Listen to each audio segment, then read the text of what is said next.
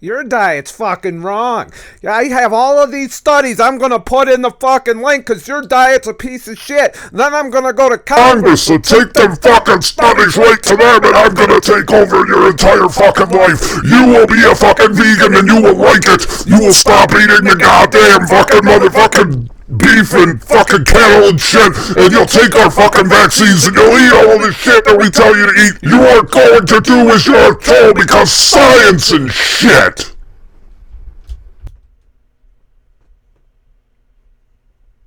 I don't know where all that came from.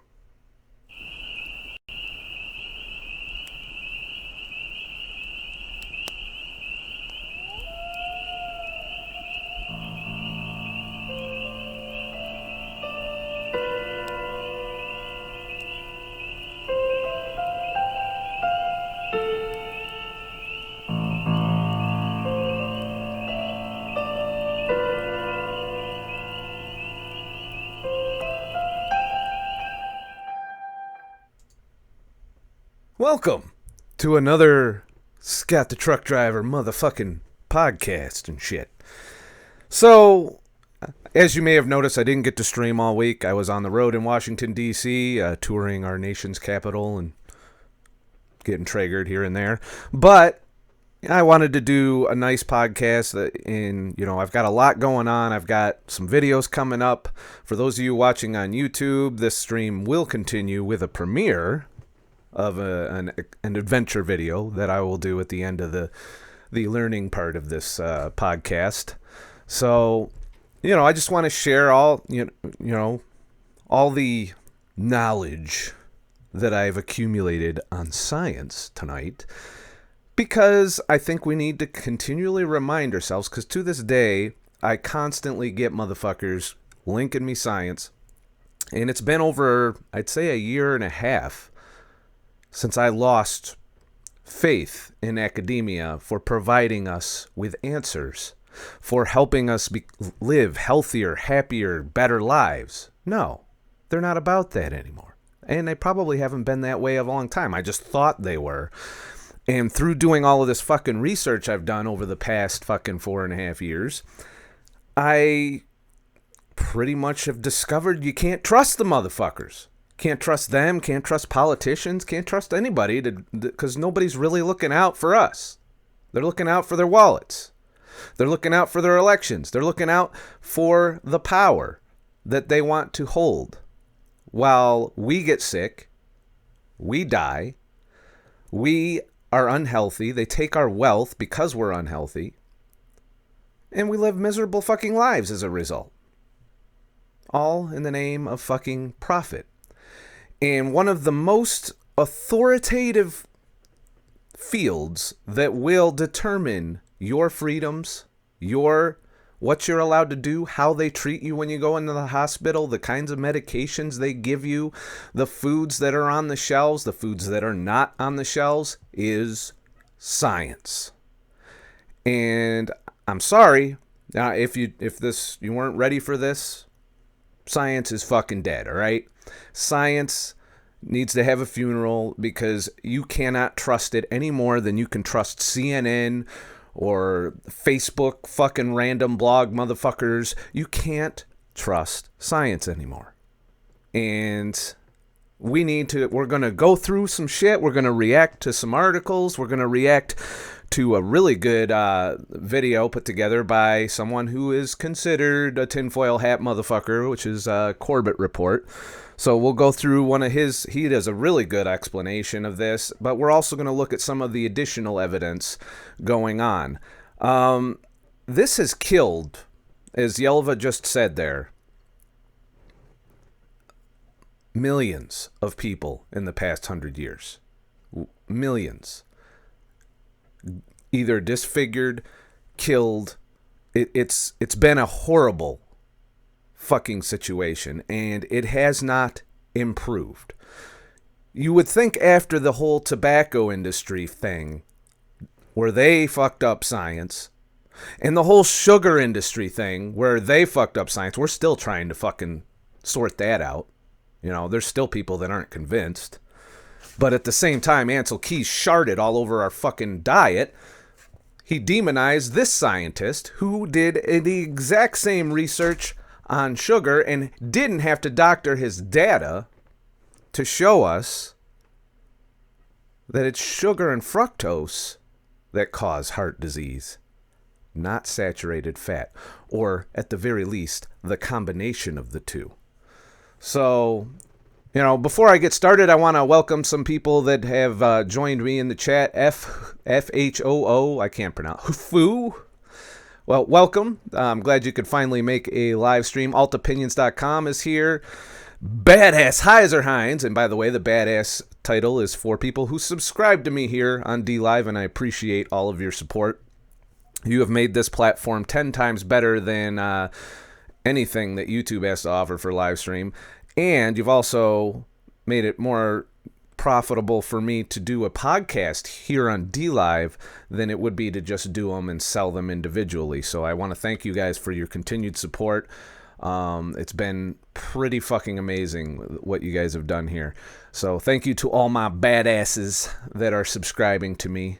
And towards the end, we'll do a who's who of, who makes these streams possible, for me to spend hours and hours on. And I enjoy it, I have no shortage of running off at my fucking mouth here. So, altopinions.com, healthy people make less profit. That is absolutely true.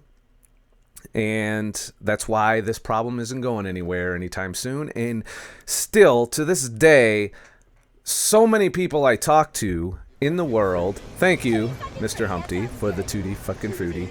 So many people in this world, and thank you, Safe as Soy, for the ice creams. You guys are badass. But even to this day, anybody that is wrapped up in the standard American diet, who knows kind of that they're being unhealthy, but think they have the answer because of science, because of not only science, but then it's through this fucking telephone game that science and academia plays with the media, and by the time the average motherfucker gets it, it is a distorted piece of shit designed to sell more shit, to get you on drugs that are going to destroy you. It's almost, I almost feel like the Alex Jones of fucking health at this point with the way I have to rant about this stuff. Believe me, I understand how somebody who hasn't done this research, doesn't know these things, would perceive me being on here ranting about this. But I'm fucking passionate about it because I've watched people in my life go. I've watched people wither away and die at the hands of the healthcare and pharmaceutical industries. I've watched the food industries destroy everyone's life around me, including my own, for a great deal of time, and there was no fucking science that was presented to me that got me to try these things. There was no news article on fucking CNN or any of these other fucking places that got me to do intermittent fasting, that got me to do a ketogenic diet. I had to go out and sift through all the bullshit and find people that were successful at increasing their health, increasing their longevity, getting off of medications, removing their obesity from their lives, and emulate the things that they all had in common. And that's what I used to make my ultimate decision. I didn't go to fucking PubMed and say, oh shit, here's this article, let me go change my fucking life. At no time have I done that. Yet it's been suggested time and time again for us to fucking do that. Thank you, Foo, for the subscribe. I appreciate you. So, this isn't even hidden very well. This isn't even like something you can't go out and research on your own. Science has been corrupted. And even some of these journals that I rip on have published articles and studies on how fucked up science is. If it's fucking common knowledge when it pops up on fucking Wikipedia. So, Yelva, oh, my best friend is still alive. I just lost a friendship because I refused to become vegan or sit down and discuss becoming one. Oh, well, I'm glad to hear your friend's still alive. But there are people that have lost people to this, and we're going to cover some of that because it's been pretty awful if you look at our history on this. And yes, vegans are definitely the biggest fucking study pushers I've seen. You watch their vegan channels and they'll quote Dr. Greger's fucking science all fucking day. And, you know, or the science of cowspiracy. It's and I feel bad for them because that's what's giving them their belief. If it wasn't for science, if science actually did what it was supposed to do, and that's not only prove things that work, but disprove things as well. We get all kinds of proof that shit works, but when something doesn't work, that shit doesn't get published. You don't see it. That doesn't see the light of day. Why? Because the corporation that funded that fucking study doesn't want to look bad or lose money. No matter how fucked up it is, no matter how many people are dying. Look at Monsanto with the cancer right now. You're watching it unfold. It's like the tobacco playbook, the sugar playbook, all over again, right here, right now, in modern times. And, you know, where are we with that? We've got maybe a couple lawsuits under the belt, and no media coverage at all whatsoever, especially as the election cycle ramps up. Thank you, Yelva, for the diamond and shit. Foo, that's really sad. I've heard relationships being destroyed due to veganism. It does happen. I mean, I'm friends with a couple vegans, and I'm sure they're well aware of my views and bias on the situation. At the same time, I respect that that's their personal choice. And if they're a friend that doesn't respect my personal choice and opinion on the subject, you know, I don't like sit around telling vegans, hey, you should go carnivore all fucking day. You know, I even know a vegan that had just had surgery for his other kidney being filled with kidney stones. And I asked him, are you going to change your diet? I couldn't help it. And he said, yeah, I'm going to get rid of oxalates and that kind of stuff, you know, because I had brought his attention to oxalates early. I don't know if he did that because I had him research it or if his doctor said something. But, yeah, he's going through hell with his kidneys for being a vegan, you know. And granted, he's probably doing it for ethical reasons. But it's not really my place to browbeat him as my friend. So I kind of, you know, I kind of respect that line when it comes to friendships. But I don't always get that in return. There's people who want nothing to do with me simply because of my beliefs on the subject, and the fact that I eat meat almost exclusively sometimes puts me on the shit list of you know, a diehard vegan is not going to be my buddy ever. But thankfully, I have a lot of friends on the standard American diet, and I do talk shit to them, and they just have rationalized it or blown me off completely, and that's fine. You know, it's their choice, it's their life. As long as they're doing so well informed, I'm fine with it. But there's really not much I can do about it. It's their decision ultimately, and like I've said many times, they're not going to change their mind until their health circumstances force them to. So yeah, thanks.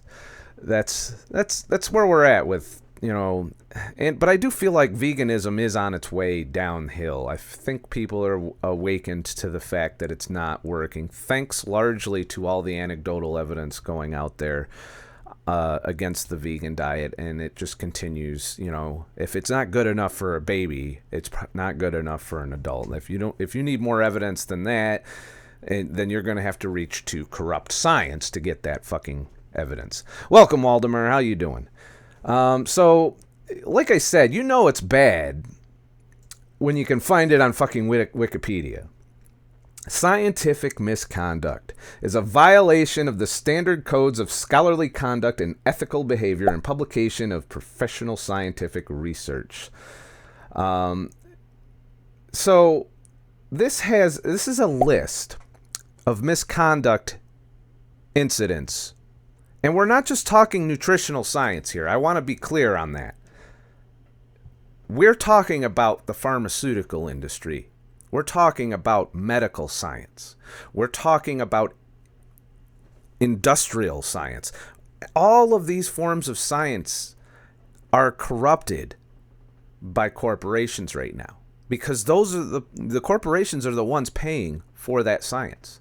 And they will not publish shit that does not support their products.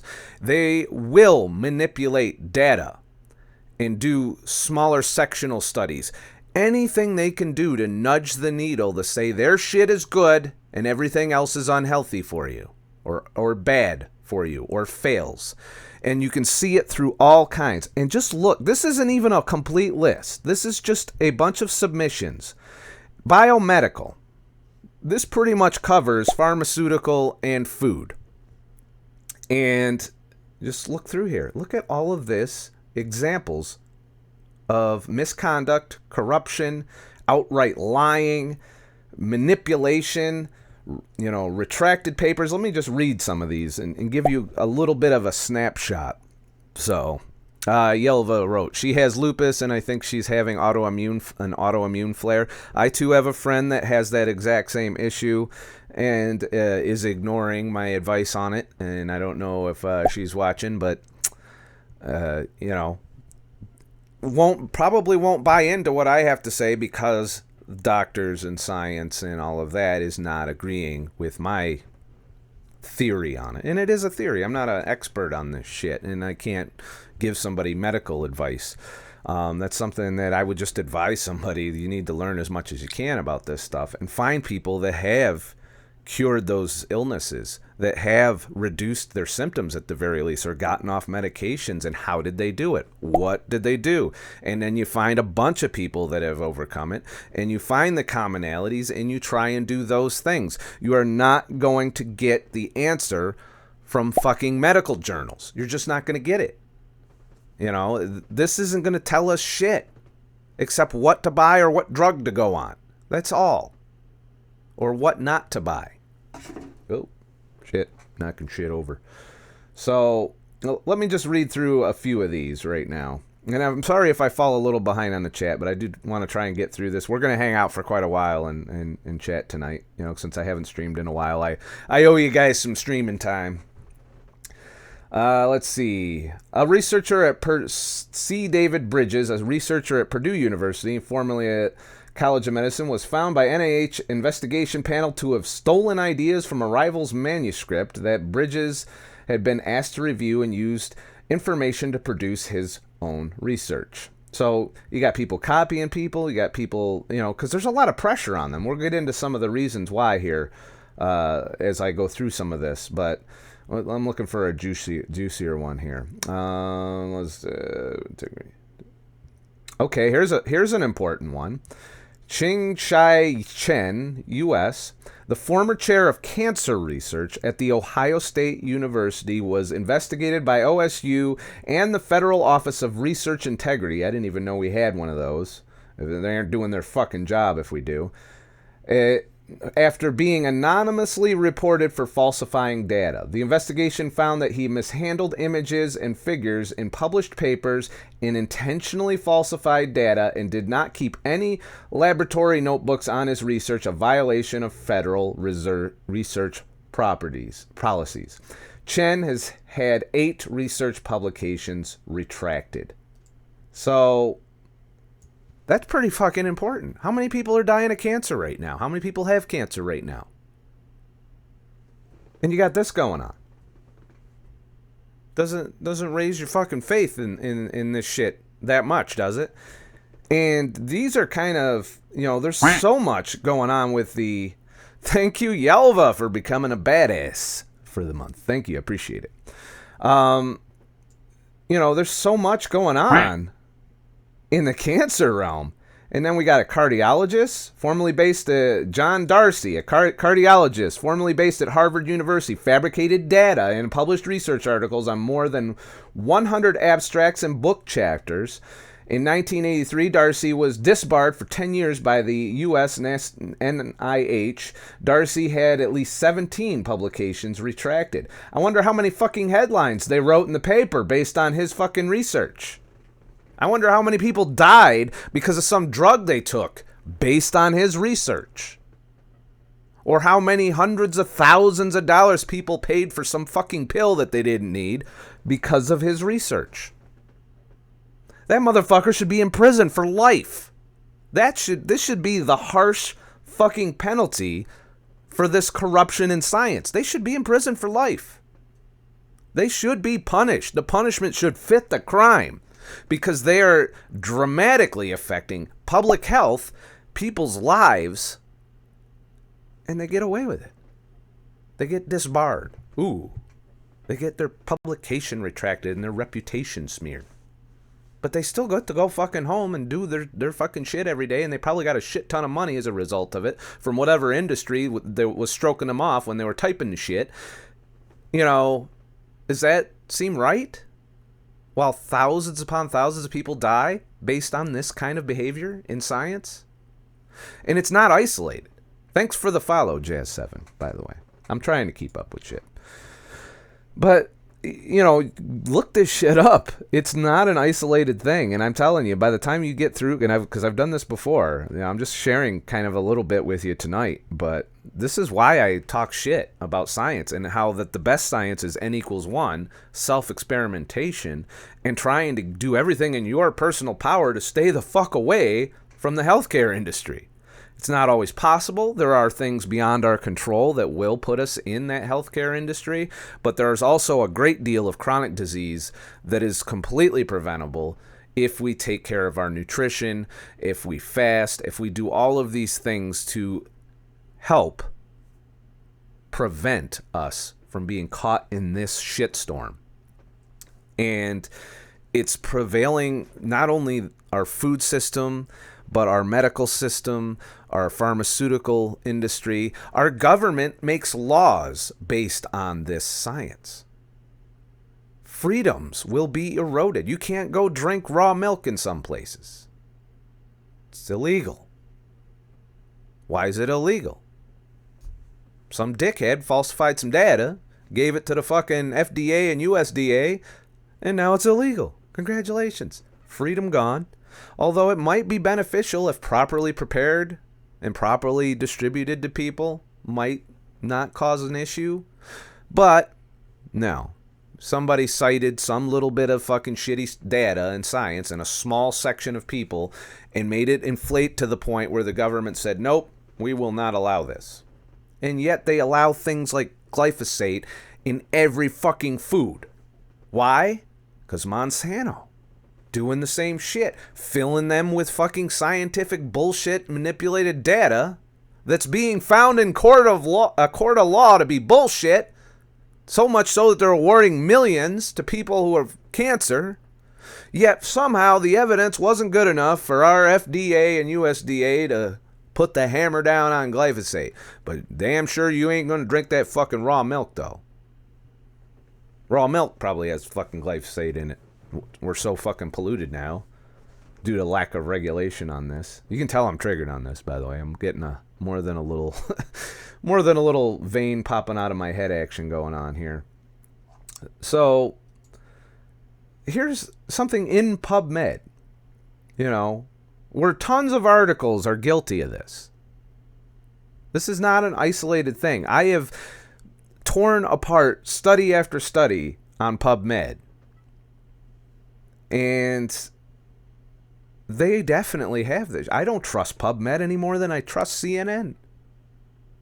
I'll look and I'll interpret for myself whether or not I think it's a viable study, but I'm no fucking genius. I'm a fucking truck driver. I'm lucky if I read the fucking abstract properly, let alone the data points. I'm not a fucking massively, you know, researched PhD here. I'm some dickhead who fixed himself completely by using anecdotal evidence and self-experimentation. That's what I use to overcome a lot of this. So, Yelva Reigns, lupus can attract the brain and cause psychosis. I agree. I don't know a lot about lupus. I haven't dedicated a lot of research. I do know it is an autoimmune disease. And as such, I believe nutrition is definitely a component in autoimmune disease, just from my own battles with autoimmune problems. You know, as I said, I recently broke out because I had too many cheat days, I believe. Thank you, Jazz7, for the ice cream and the Tutti Frutti. You know, I recently had an extra cheat day, and then subsequently after that, I was breaking out in hives. And it was vegetable oil. That was the only real bad thing in potatoes. And somehow that fucked me. And it even fucked me to the point where the other day, even though I haven't had any other cheats since then, I was petting a friend's cat and I itched my eye and I got puffed up and I've been petting cats this whole time, and just now all of a sudden I puffed up with allergies. So I'm extra sensitive right now to allergens, probably because of my leaky gut, which has not been fixed, and I don't know that it can be fixed as long as there's glyphosate in our environment. But I'm clearly need to go back more carnivore, dial it in, so that I don't have these allergic reactions anymore, because they do go away. I've seen them go away. You know, I could rub my face all up in a cat and it wouldn't fucking affect me that way. Thank you, Mr. Humpty 284, for the diamond. You guys are awesome once again. So even in PubMed, scientific research typically has been founded on high ethical standards established by researchers in academia and healthcare research institutions. Is this true? Because last I checked, our entire fucking health is down the tubes. For the last 50 years. This has been going on for quite a while now. We haven't fucking cleaned it up yet. Because we haven't changed how the system works. We haven't made the studies free of bias and independently funded. I think corporations, if they want to contribute to research, should not be able to tie themselves to individual items of research. They should have to contribute to a generalized research fund that has a committee of different people with different backgrounds and different biases that have no fucking conflicts of interest, determine how to distribute those research funds based largely on public opinion and health. But we don't have anything like that. Research does not get done unless it's serving a corporation right now. Yes, there are government-backed research programs. Those are usually for military or other, benefit to the government type research. Or to protect us from the really quick things that take us out, that would make the government look bad. They're not the main funders of research. Nearly every drug in the hospitals was researched by the company that made the fucking drug. I think I'm gonna get me some. Thank you, Keto Andy UK, for the lemon and the tutti frutti and shit.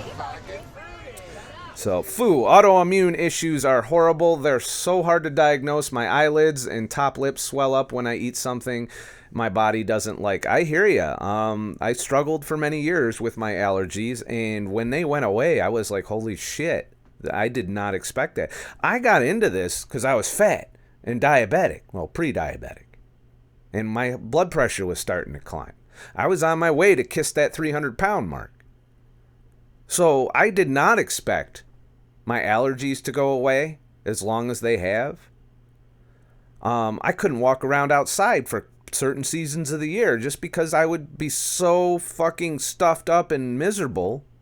I would get sick on a regular basis, whereas now it's pretty fucking rare for me to get sick. And it's usually, if I do get sick, it's because I did something stupid or ate something stupid. And, the only headaches I've had in the past year is when I tried to quit drinking coffee. Because I tried to quit caffeine, so I had a caffeine withdrawal headache. And basically, and prior to me quitting drinking, I obviously had headaches then. But now it's rare. I hear people bitching about headaches all the time. And then going and taking pharmaceuticals over the counter to deal with those headaches. Meanwhile, those pharmaceuticals, which I try and refuse to take as long as possible, the over-the-counter drugs, I don't touch them. Even if I have a fucking headache or an allergy, I will not go out and buy something that provides me temporary relief, destroys my liver even more, and causes me issues. It's not what I'm going to do. It's not my thing. And I don't regret it. Yeah, sometimes it sucks sitting there with a headache and not taking any fucking pills for it. Or you have hives breaking out and you don't put anything on it. You just change your diet and wait for it to take its course. So far, it's still there. It's not itching that very bad, though. So it might be on its way out. I don't know. But these are all things that I do because I don't have faith in these motherfuckers. And these are the motherfuckers that made those drugs put on the market, that got those approved. So I'm very skeptical of all of this. Call me a tinfoil hat motherfucker. But I think I'm saving myself tons of money, tons of lost time, and I'm not as sick as a lot of people. And I'm 43. And I had a hard run on my life. I did everything that people are still fucking doing to this day in terms of the food they eat, in terms of the drinking, in terms of a lot of other things. I did not live a wholesome life. I just saw the writing on the wall at just the right time that kept me from slamming into that health wall to where it affected my life very deeply at that point. So, Keto Andy, thanks for the diamond. Hi, Scott. Glad you had a good vacation. It wasn't entirely vacation. I filmed the whole thing. I've done a lot of editing. I've stared at the computer way too much lately. So, let's get to the next thing here. Did I miss anything else? Yelva, I got a science headache last week. It was the first time I took anything in months. You know, I'm not talking shit if you do. This is just my personal choice. You know, it's based on the things that I've seen in both in this research and just the fact that changing my diet had such a profound impact on things I was told that you just couldn't deal with. You're allergic? Well, you're just allergic. Take your allergy medicine and shut the fuck up. That's what happens when you got allergies. You don't go to the hospital and have them hand you a cure. They give you some of the epic fucking strength, you know, silly ass pills that'll fucking, yeah, they'll give you a little relief as long as you take them. If you don't take them, then you're back to square one and fucked. But, you know, how much have I had to spend on Benadryl since I went keto? 0. I have not taken Benadryl. I used to have stock in the shit prior to me changing my nutrition. That was very eye-opening for me, and that's what probably led me to go down the path to where I started to distrust what science was telling me. So, Yelva Rains, if I could have stayed home and put a hot towel on my head, I would have been fine, but I had to go to work and be human and shit. I hear you.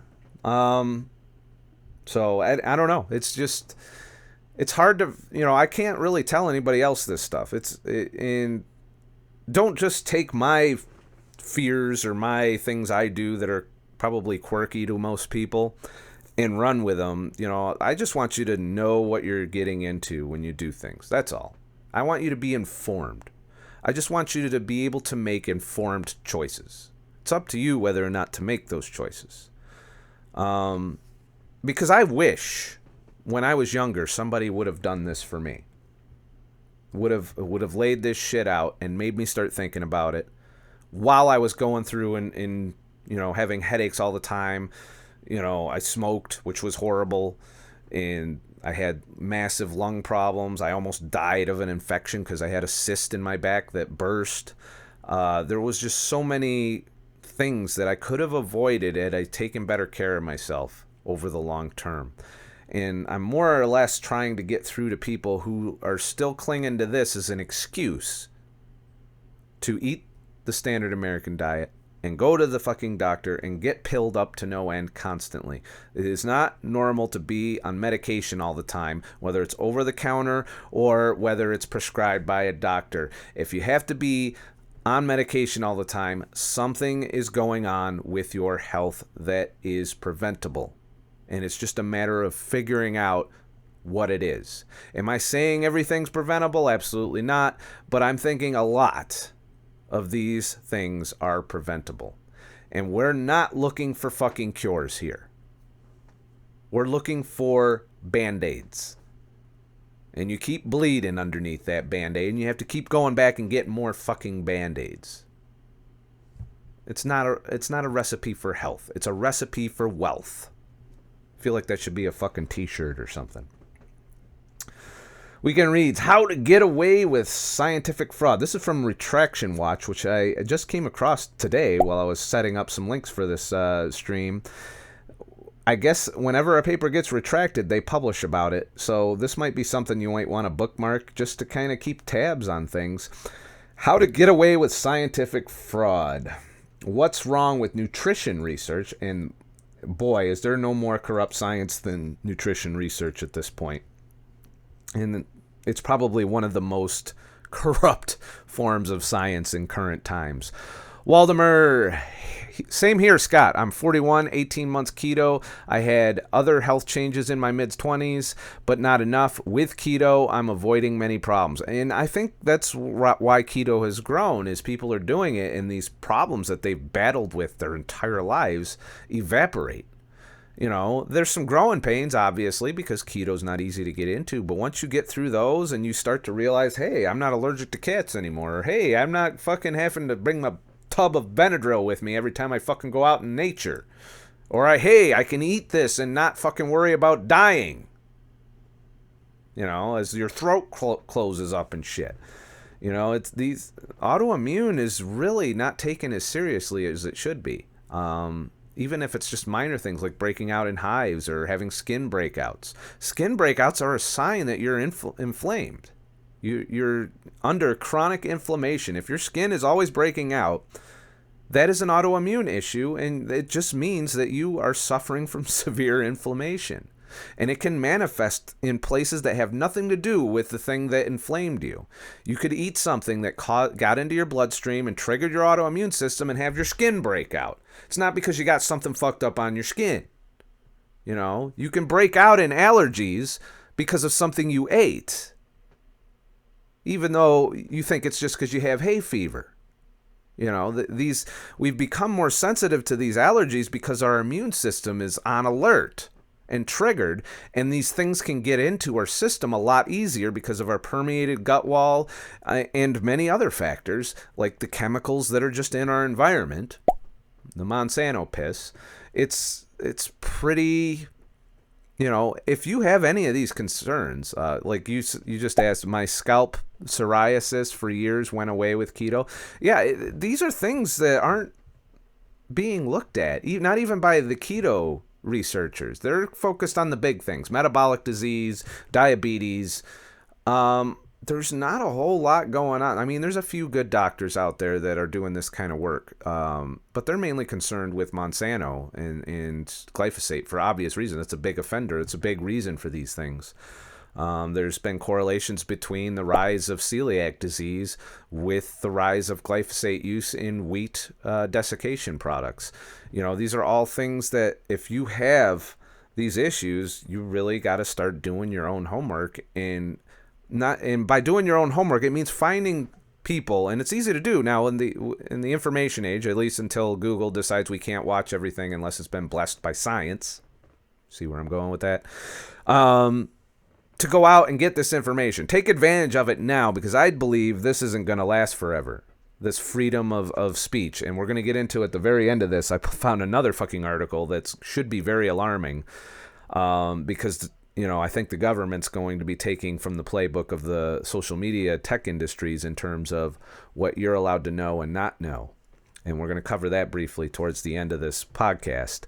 But, if you're suffering any of these things, be aware of yourself. You know, just going on the status quo and taking drugs to manage these symptoms is not enough. You need to try and figure out a way to fix it, because the doctors aren't going to tell you how to fix it. They're going to give you pills, and you're going to keep you on the pills, and you're going to have to keep going back to the doctor.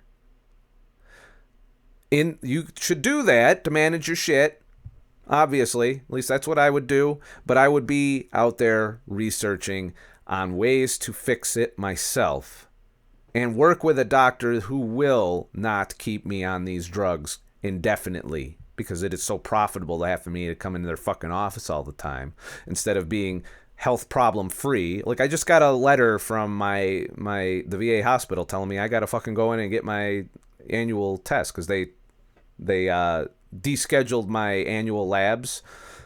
and they want me to call this week. So that's coming up. We'll see how my blood work's doing. Maybe I'm fucked up. Who knows? We'll find out. Stay tuned. Subscribe. But, you know, I'm not in the healthcare system, and I'm not suffering any severe illnesses. And when I do get a symptom, I'm pretty much in tune with why it happened, because it almost always coincides with where I veered off my path, you know, to where I'm not doing my normal dietary routine, or I'm out in the world exposed to different things. So I'm kind of always being a little vigilant. Now, that could tip into orthorexia, and I'm not going that far. I still do things that are clearly unhealthy for me and pay the consequences. And I look at it as a nice reminder of why I don't eat certain things. But overall, just being able to figure out what is causing your issue nutritionally, if it's not a nutritional thing, at the very least, you checked. There's no harm in trying these things out. There's no harm in like doing 8 months of keto to figure out if that's going to fix what it will fix, even if it doesn't fix all your problems. Just seeing the results of what you did by trying it can make you get better at things that you fucking didn't even realize had anything to do with your diet. I've noticed it. I've had thousands of people over the years tell me they've noticed the same thing. They try keto, and something that completely they weren't even looking at fucking got better for them. With me, going carnivore improved mental health. Quitting drinking improved my mental health. My anxiety went away with keto. So, you know, these are all things, yeah, and these are all things to keep in mind, that you have some power here in terms of your health for now. But the more and more we got to deal with this kind of bullshit, the more and more the government's going to get involved in our decision-making process. And they already have in some ways. Let me get through some chat here and see what you guys have been saying here. Let's see. Amateur 13, I'm looking for any anti-inflammatory diet. I believe the least inflammatory diet is the carnivore diet. It's a great baseline, and then you can use a elimination style approach to reintroduce various foods back into your life. That's what I do. That's why I call myself ketovore, because I know the baseline where I have 0 symptoms. I go to that baseline whenever I do have a symptom to kind of clean house and get rid of foods that may be causing me problems. It's a troubleshooting thing. Give yourself, one change at a time for a few weeks as far as reintroducing a food on top of the carnivore diet, and you will eventually figure out which foods have which symptoms. And like a drug, a food can have a specific symptom to that specific food. Food is medicine, Keto Andy UK. My dentist just told me my gum disease is reversing. She said she had not seen this before. She asked questions about keto. More and more doctors out there are seeing this data, and either they're going to dismiss it or they're not. And you want to keep the doctors that are paying attention, the ones that are saying, "Oh, okay, what are you doing? How did you get better?" I love it when a doctor asks me that, because that means I have a good doctor. That means they aren't considering themselves the foremost authority on things, that they are willing to take new ideas into account when trying to help you. So I'm not saying all doctors are shit. Don't get me wrong there. There are good doctors out there. There are even good researchers out there. They just can't get any fucking money to do their research because of this swamp we're in.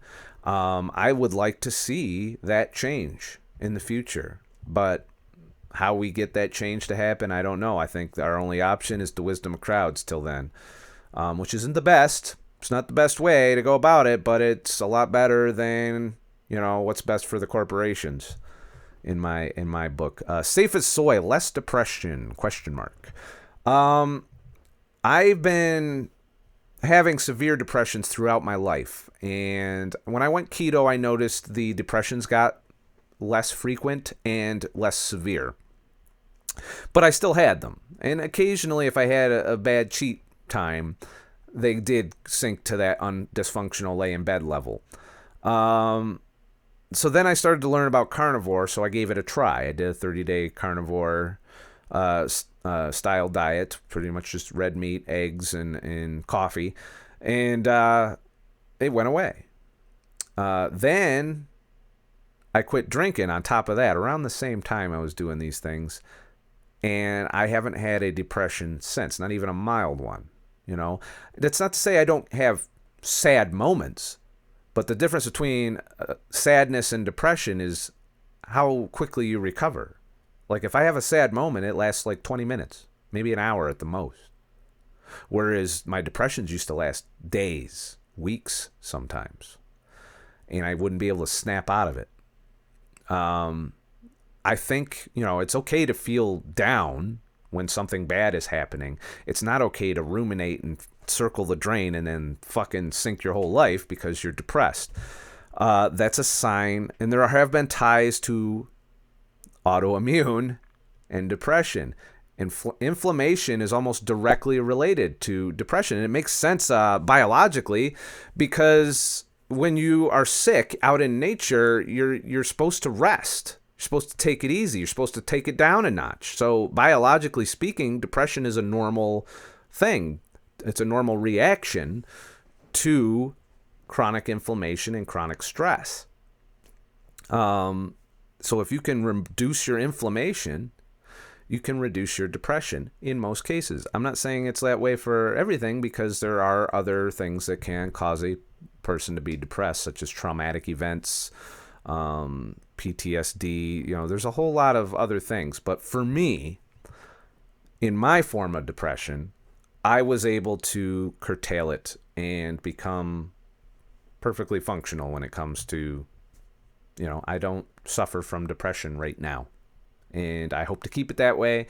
But I know that every time I have a cheat day, if I were to ever have an alcoholic beverage, all of these things, I'm playing with fire, and I could end up in another depression. But now that I know that, I can go into something, if I start feeling depressed, I'll know it's not, me. It's something I did that caused that depression.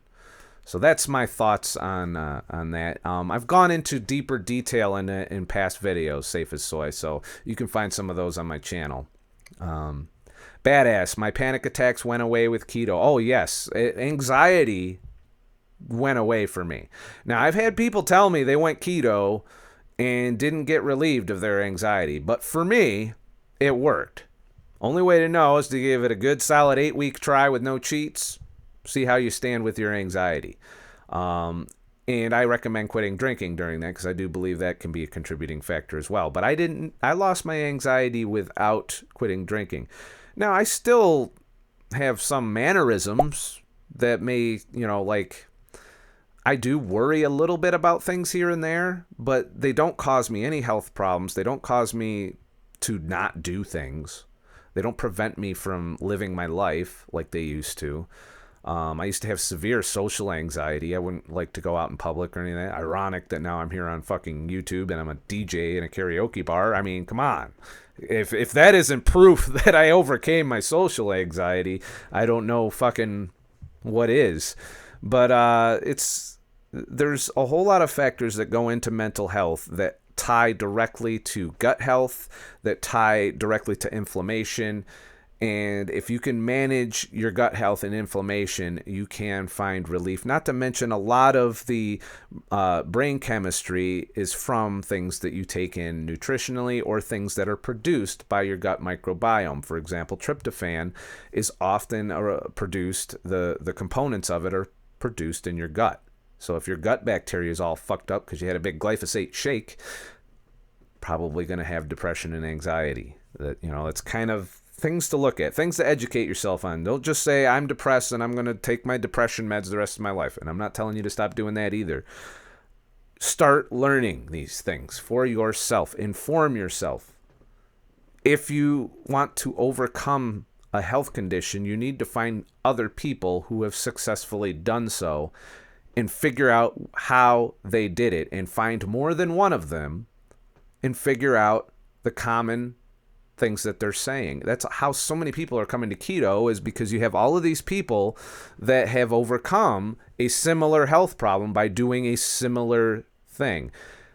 It's not great science, but it's all we fucking got right now. So let's take a look at this right here. I'm just going to go through some of these bullet points. Almost 40% of peer-reviewed dietary research turns out to be wrong. That's from Patrick Clinton, The New Food Economy. There's reasonable evidence that trying to get something published in a snooty high-impact factor journals may correlate with making something more wrong if you hadn't. A researcher fired last month for misconduct will retrain at the crick. I don't know what the hell that is. All of these studies shared a statistical analysis method unique to sports science, and that method is severely flawed. So, I guess this is a bunch of different quotes based on the fact that it's wrong. Nutrition science is completely shit right now. It always has been. Arguably, you can't do good science in nutrition because it would require sequestering a large number of people and having the only variable in their life be what they ate. And they would have to eat that way over a year of time. It's impossible to fund and to find people that you could do this to. They used to do shit like this back in the day in like the asylums and mental hospitals of the world. But nowadays that's unethical. We're not going to do that. So the only evidence you really have is what people are doing. The anecdotal evidence presented by a bunch of N equals ones on the fucking internet. That's the only data that I truly weigh, because there's no like intermediary determining whether or not I can take that data into account. There's no publisher deciding whether or not I get to see it. It's a bunch of people that tried these things and are seeing results. So let's get into the reaction part of this. Let's see what else we got here that you guys have said. In this, if you aren't subscribed to Corbett Report, no matter what your views on some of the things, there's some things he does that I don't entirely agree with. But so far, this is the second video I've gotten out of his channel that was very well produced, by the way. The first one being where he talks about the Fed. I did that podcast on We Are All Slaves, and we really didn't get to his documentary, the one that was censored by YouTube in favor of, like, if you look up the Fed, he used to have the first result with his documentary. Now they changed it so your first result are like CNN, Forbes, that kind of shit. We're heading in a dangerous direction where we can't even sit here and have this discussion that we're having right now someday may be taken away from the internet completely. Why? It's dangerous to have us all out here thinking. What if we think the wrong thing? They're supposed to be thinking for us, and we're not letting them think for us anymore. We're not letting them control the information that we're allowed to disseminate amongst ourselves. You may think I sound fucking crazy saying that, but it's out there. The evidence is out there for this. This is not like a tinfoil hat thing. This is something that's really fucking happening. It's tangible. You see it with the Google search algorithms. You hear it from the whistleblowers. And now the government is starting to do something about it. Only what they're about to do is fucking worse, in my book. They're going to fight fire with a fucking flamethrower. In 2015, a study from... Let me, one more check, make sure I caught up. Knife or death, fed up with the fork arrives. The Institute of Diet and Health, with some surprising results, launched a slew of clickbait articles with explosive headlines. Chocolate accelerates weight loss, insisted one such headline. Scientists say eating chocolate can help you lose weight. How many of you have read these kind of headlines in like CNN, Forbes, all of these fucking major publications?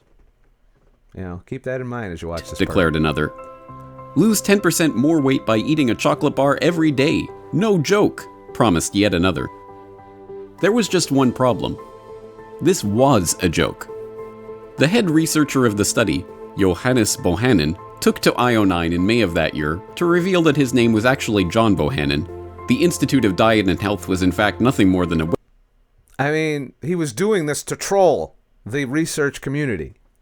And he successfully pulled it off.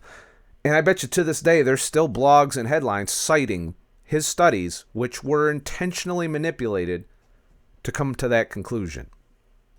Website, and the study showing the magical weight loss effects of chocolate consumption was bogus. The hoax was the brainchild of a German television reporter who wanted to demonstrate just how easy it is to turn bad science into the big headlines behind diet fads. Given how widely the study's surprising conclusion was publicized, from the pages of Bild, Europe's largest... This is journalism today.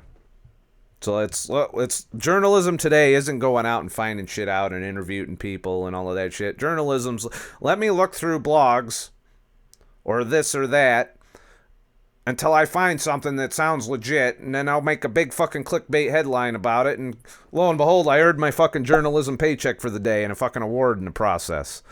So, are you promoting yourself, Slavgay? Or Swerve? I can't even pronounce your name. You know, if you're going to promote your channel on here, at least make your name pronounceable. Largest newspaper to the TV sets of viewers in Texas and Australia.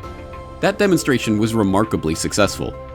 But although it's tempting to write this story off as a demonstration about gullible journalists and the scientific illiteracy of the press, the hoax serves as a window into a much larger, much more troubling story. That story is the crisis of science. This is the Corbett Report.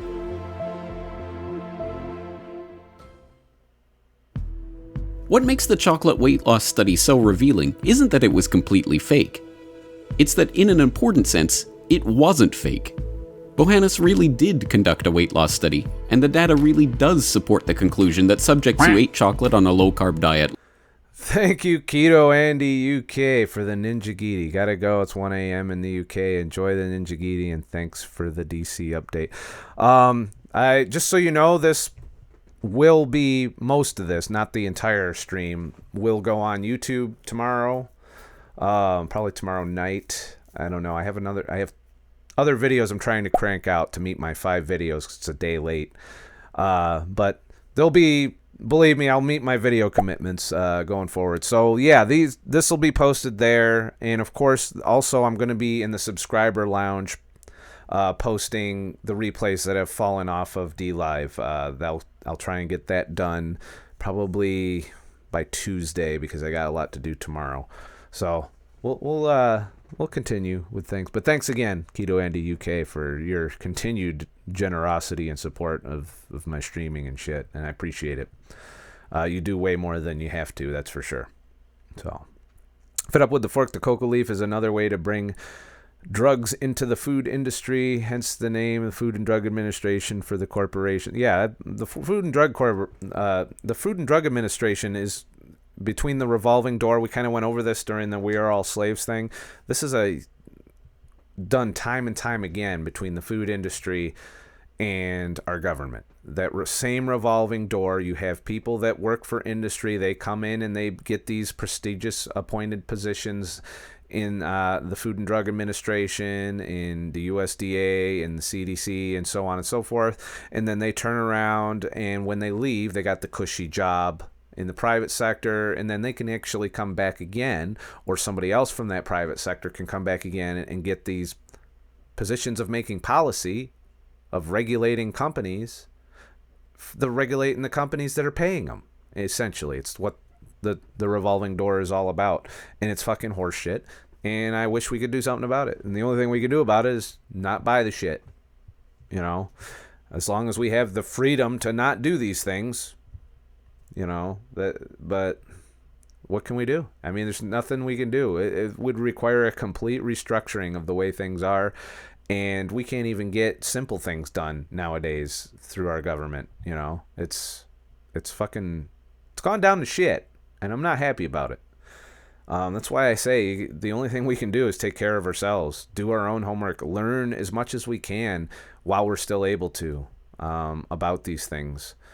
Knowledge is fairly still free right now, but I think the days are numbered for that, and you know, we'll get into that. You can tell I want to go there. I want to go there now. What about using black chocolate to stop the hunger? Is my opinion on chocolate is I don't do it all the time. But as a ketogenic, even as a ketovore, I will occasionally have 100% unsweetened baker's chocolate, and I'll melt it and I'll sweeten it with stevia erythritol and use it in some form of dessert. Sometimes I just melt it, put the stevia erythritol to sweeten it in, and I'll mix it in with my yogurt. Make like a little desserty thing that's fairly healthy, and that gives me lots of gut bacteria in the process. So, the thing that they're getting into here with the actual research kind of illustrates that, chocolate can probably provide a weight loss acceleration in the context of a ketogenic diet, but in the context of any other diet, including eat less, move more, I would say no. But I haven't read the study. That would be my guess on what he actually studied and was able to manipulate to the point where you could point at chocolate and say that is the sole factor that contributed to accelerated weight loss, not anything they were doing along with the chocolate, which is one of the base problems of science manipulation, is not controlling all the data points. When you have somebody that's doing a bunch of different things and they lose weight, by nature, you can't pick out one of those things because they're all variables that could have caused that weight loss. And, they could be on The Biggest Loser, eating just chocolate, 800 calories a day, and lose weight. Does that mean it was the chocolate? That's the shady fucking manipulation that these scientists fucking do. Thank you, Fed Up with the Fork, for the ice cream and shit. Thanks for the lemon, alt opinions. And shit. All right. Faster than those on a non-chocolate diet. In fact, the chocolate dieters even had better... We gotta let the ice cream play out a little bit. And shit. But thank you, once again, Mr. Humpty, for the Tutti Frutti. And shit. How are we doing on time? Oh, we're an hour in. We're not too bad. It's gonna be probably a couple hour stream. Their cholesterol readings. The trick was all in how the data was interpreted and reported. As Bohannes explained in his post-hoax confession, here's a dirty little science secret. If you measure a large number of things about a small number of people, you are almost guaranteed to get a statistically significant result. And they've even changed how statistically significant it has to be. I've seen headlines written on shit that that did not meet the Bradford Hill criteria for being statistically significant. Touted off as gospel. Statins are a good example of that, for example. Yeah, I mean, this is shady shit. I don't know how anybody fucking can take science seriously.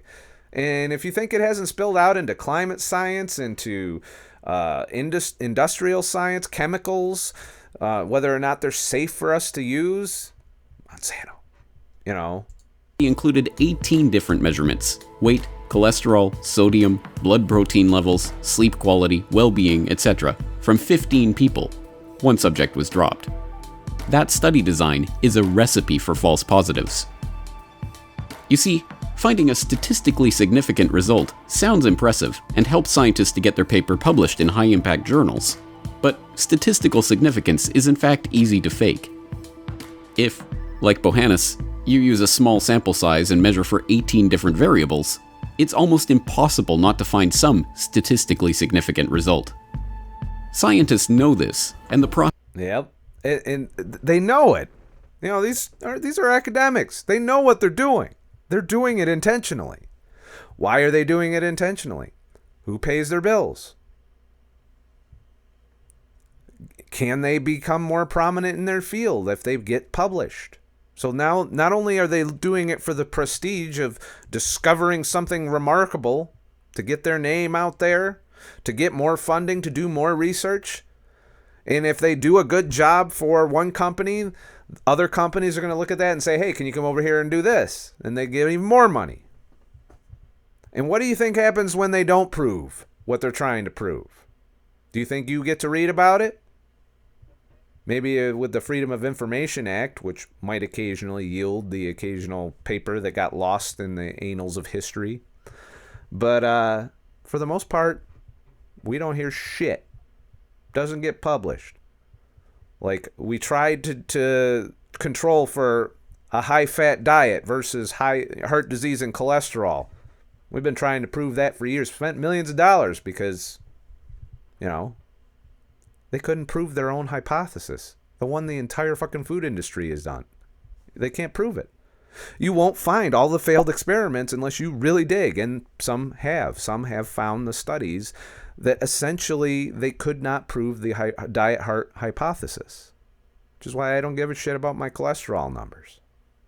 I give a shit about my HDL triglyceride ratio. If that's good, I'm good. And it's been good this whole time. So scientists that don't use the scientific method, I don't even know that they even care at this point. It's so blatantly obvious that they're not using the scientific method. And I haven't done enough research to figure out where in history we really started to fuck this up. Was Einstein one of these scientists? I don't know. Science used to be respected as if it was gospel. It used to be the authoritative way of proving something or disproving something. Now we're all in the terms of we're going to prove shit. And we're going to only prove shit that is funded by these companies and nothing else. And while there are independent researchers, they don't have the money coming in to do the level of research needed for some of these things. When a new drug comes on the market, there's no independently funded researcher that's sitting there doing research on it. It's the pharmaceutical company that made it that funds the research. And you think they're going to pay the bills of somebody who's going to talk shit about the drug they just made? No, not until after the fucking lawsuits come in. Then the lawsuits come in, they figure it out, they do the research. Next thing you know, you got class action shit. And they essentially make a profit. They sell billions of dollars or sometimes trillions of dollars of the drug. Find out it killed 60,000 people. Lo and behold, its lawsuits come in. They pay $1 million or $100 million. That's a pretty good profit margin. That's why they don't give a fuck. They'd probably give a fuck if they had to do life in prison. But we're not doing that, do we? You're allowed to kill hundreds of thousands of people with your fucking pharmaceuticals or your bad foods and with no accountability.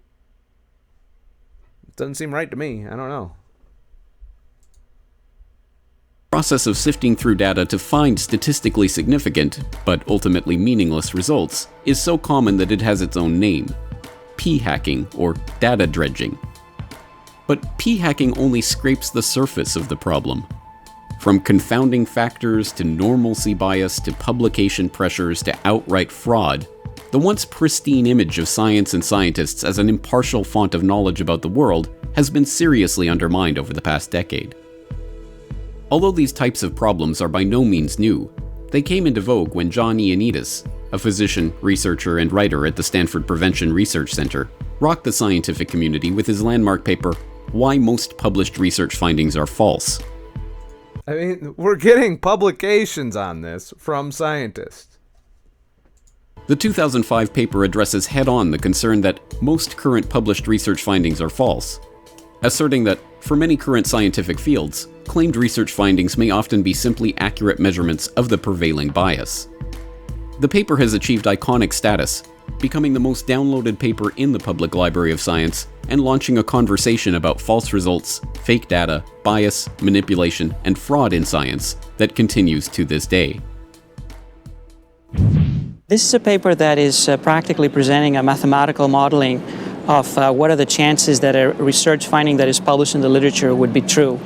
And it uses different parameters, different aspects in terms of what we know before, how likely it is for something to be true in a field, how much bias there may be in the field, what kind of results we get, and what are the statistics that are presented for the specific result. I have been humbled that this work has drawn so much attention, and people from very different scientific fields, ranging not just biomedicine, but also psychological science, social science, even astrophysics, and other more remote disciplines have. Yeah, it's not just isolated to nutrition or pharmaceutical industry. It's, every industry has some kind of corporate funded bias worked into it because of the profit nature of it. Been attracted to what that paper But I think the things that affect us the most are the pharmaceutical industry and nutritional industry have by far caused us the most damage. But the other ones, laws change, regulations that affect our businesses, the bureaucracy you have to go through to do certain things as a business, regulations on things we're allowed to consume or use.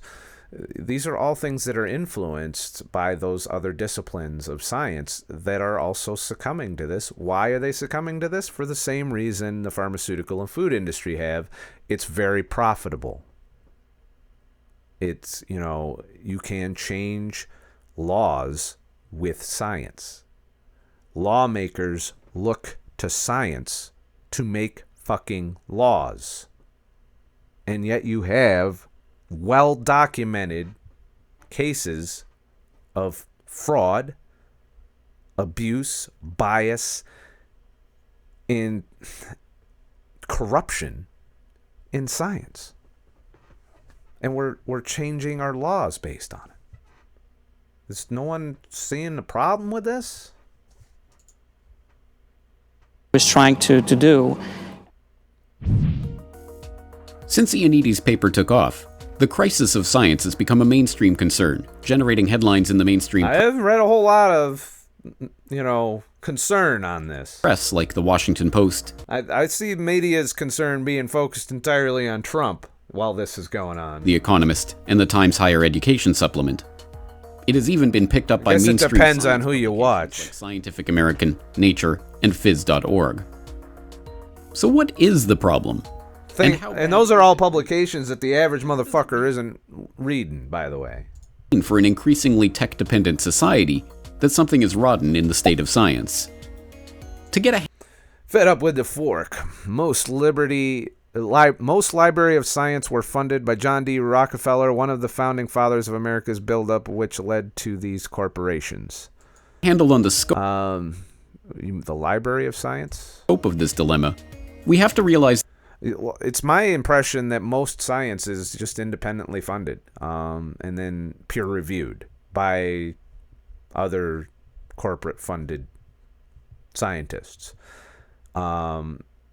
It's my impression that corporations are just own science right now, that the government really doesn't have much to do with it. I think the government does fund some independent studies, but I really am going to start digging into the history of science and how it's evolved over time to kind of figure out this thing, but I'm not quite there yet.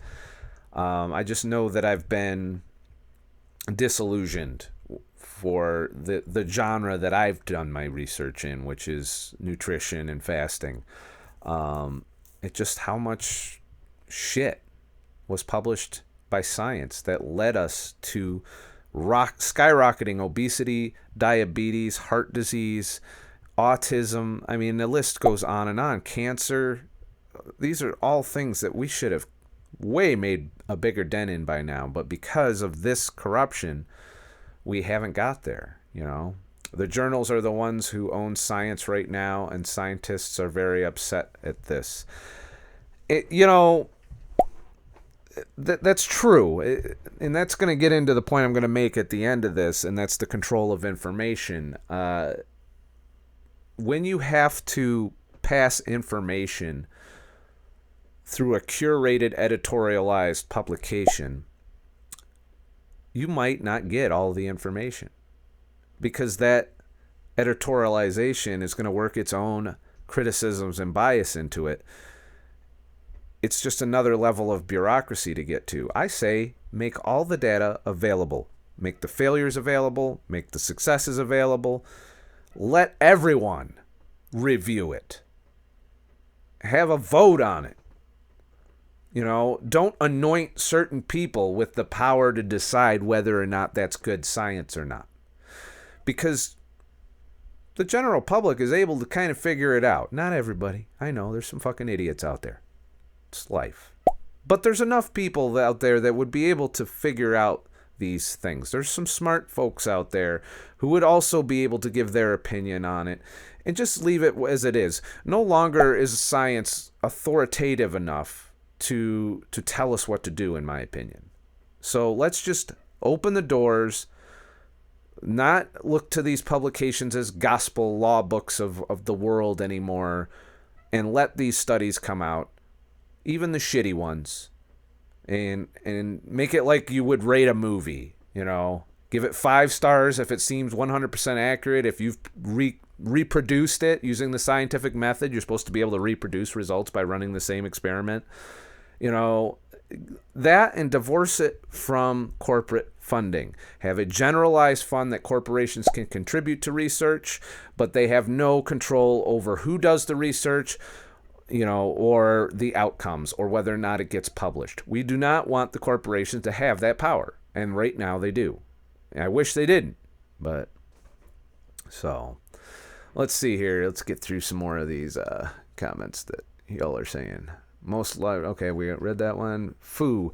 The journals are the ones who own science right now. Scientists are very upset at this. I read that already. Because the prestigious journals dictate what'll be printed in their journals. And it used to be that way with everything. Like, if you think about it, before the internet, the media had several, like, only like 3 or 4 companies that were the gatekeepers on what you got to hear about. And there's a great deal of things you didn't get to hear about out there. There's a great deal of information that's legit, true information that nobody knows about because there were gatekeepers. And now we're in that time right now, and they're starting to get pissed about it, that we're in this time where there are no gatekeepers on information, where it's free flowing all over the place, and that anybody can write anything about anything right now and reach a shit ton of people. And we're seeing a push back against that from mainstream media and the government. They do not want that to happen because it's dangerous. And I disagree with that, because we've been steered so far down the rabbit hole by the anointed fucking authority figures that are supposedly going to be smart enough for all of us, determining what we're capable of knowing and not knowing, determining whether or not we're qualified to make decisions about our own health and wellness, about the things that we do for our own lives. They want the control of that. And if we're out here having the conversation we're having today, then we're fucking that system up. No longer do they have that control over the flow of information. And there's a great many countries throughout the world who are struggling to control information because of the internet. And I think the United States is about to join then. You know, that's my prediction. If I had to make a prediction on where things are headed, you won't be able to find all this shit out 10 years from now. That's my prediction. In 10 years, you will not be able to watch a stream like this. I won't be allowed to make one. Not that you would be able to find anyway. That's my prediction for the future. It's a grim one. I'm not happy about it, but, you know, I'll just go drive Uber and take pictures all the time. And hopefully my pictures pass the social credit system that we're going to end up with. So, let's see. Yelva. The big argument with my friend was her science was peer-reviewed. I tried to explain to her what that actually meant. Yeah, that just meant that they found the people that would agree with the data to approve it, often hired by even the same company. And there's even instances of the review being written by the person that did the study and pencil-whipped by the reviewer. The reviewer didn't even write the review. And there's so many of these studies that you're supposed to be able to prove for the scientific method has to be repeatable. They have to be able to repeat the results consistently by doing the same exact experiment over and over again. And most of the studies haven't met that criteria. yet they were peer-reviewed, which means they're gospel. And how are you going to argue with somebody that's taking that as gospel and is saying, you're wrong because this says so? It's horrible. And it's steering people down the wrong road who would otherwise probably be a lot more open-minded about some of the things that we do. But you get people locked into their dogma, and then they only seek out the data and science out of the corrupt science that supports their bias, and they use that to beat you over the head with. And it's fucking... Yeah. I tried it on anecdotal evidence and stayed with it because of personal experience. And that's the only way around this, and it's not the best way. I'm not saying that this is the way that it should be done. I'm saying this is our only option right now. And that's look at the anecdotal data that's out there by hundreds of thousands of millions of people out there just posting their experiences when they try these things, figuring out the commonalities, figuring out what works and what doesn't, and then experimenting on yourself to do those things is all we have in terms of nutrition and in some cases in terms of our actual health care. If you're constantly going to the doctor and you're not getting any better, you should be out there trying to research anecdotally what can get you better and trying these things, and that's my opinion on that, but I'm not a fucking expert by any stretch of the words. Yeah, it was definitely. That's why I love Twitter, real scientists sharing their data. I am not a fan of Twitter. Twitter is also controlling the narrative, Fu. They are allowing you to read certain things and not allowing you to read other things, banning certain viewpoints. And I don't know that they've done so too much with, in terms of science, but it could easily move that way. Twitter is a corporation. Facebook's a corporation. Google's a corporation. They are all funded by these industries. It wouldn't be a stretch to think that Twitter could manipulate the algorithm in favor of an advertiser or an industry. Just my thoughts on Twitter. Not to mention Twitter's just become completely... I'm not a fan of Twitter. Twitter's not my thing. And probably won't ever be my thing. I'm not even active on Twitter anymore. My account's just sitting there just so nobody takes my name and tries to say it's me. Feeding us drugs repeatedly through food without caring about health, said Fed Up with the Fork. Through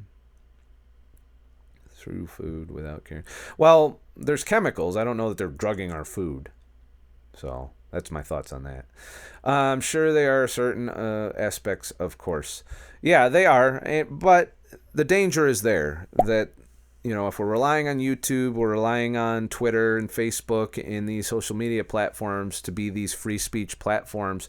But keep in mind, these platforms are initiating the control of information. They are editorializing now. Even though they say they're free speech platforms, Google's deranking certain things. Twitter is outright banning certain motherfuckers and deleting tweets. The outrage mob is running all over the place trying to control everybody through these platforms. Facebook, good luck getting in front of eyes on Facebook without giving them all kinds of money. And even then, they might not, if they don't agree with what you're doing, they won't boost your shit anyway. I'm not a big fan of Twitter. As far as finding articles, I do focus more on YouTube. Not that that's perfect either. In being able to find new studies or new things, or to just keep in touch with the bullshit is mainly what I do. But it is what it is. Thank you for the follow, Eghost Pat. I can't pronounce your name. I'm sorry. But thanks for the follow. I appreciate you. We're slowly pushing our way to verified partner, but I'm not anywhere near that level yet. Is that the crisis of science isn't a crisis at all, but a series of interrelated crises that get to the heart of the way institutional science is practiced today.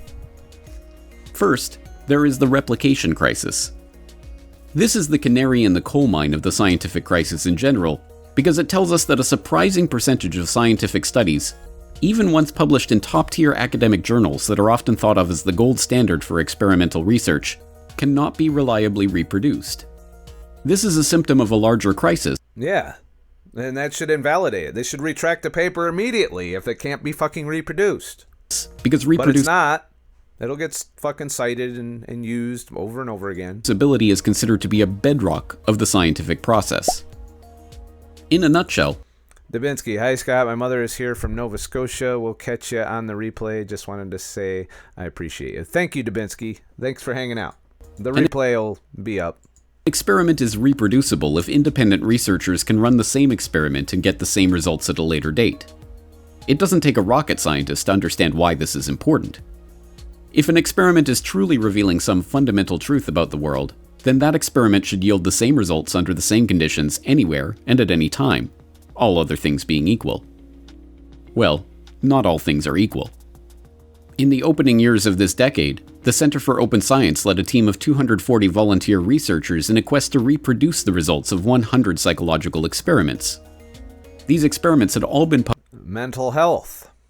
Another realm that's been completely fucked over by science. published in 3 of the most prestigious psychology journals. The results of this attempt to replicate these experiments How are we doing on mental health in this country nowadays? You think we're doing good because of science? published in 2015 in a paper How on many people you know are on some kind of mental health medicine? estimating the reproducibility of psychological science were abysmal. Only 39 of the experimental results could be reproduced. 39 out of 100 experiments. Imagine if they did 1,000 of the experiments. I bet you that number would be a lot lower. Worse yet, for those who would defend institutional science from its critics, these results are not confined to the realm of psychology. In 2011, Nature published a paper showing that researchers were only able to reproduce between 20 and 25% of 67 published preclinical drugs. Well, fed up with the fork, the government makes the rules based on science. It's like that science is actually above the government. They're making decisions based on this shit. They're making laws based on this. So does that give them the power to do anything about it? Not really, if assuming they're not also in the corporate pockets, but we've seen evidence of that over the years as well. But even if there was a good, honest politician,